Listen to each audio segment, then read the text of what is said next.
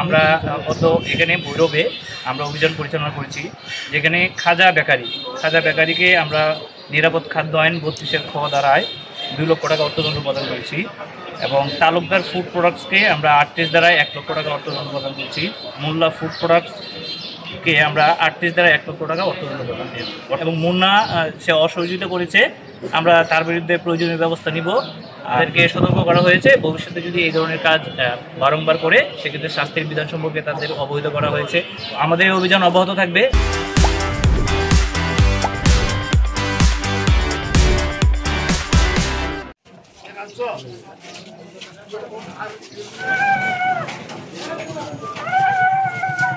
মোল্লা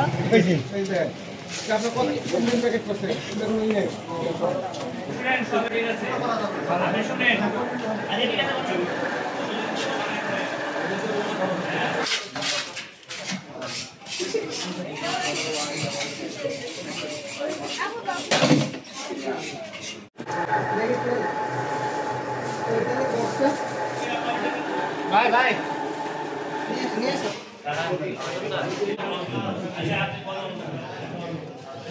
ছোট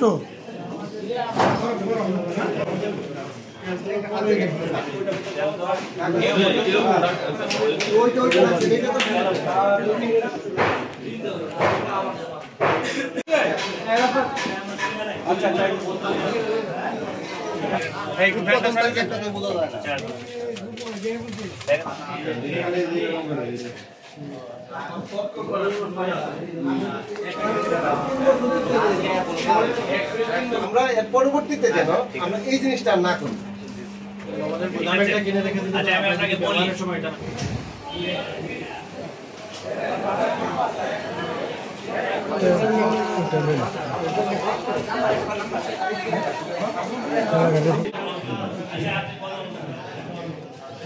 ছোট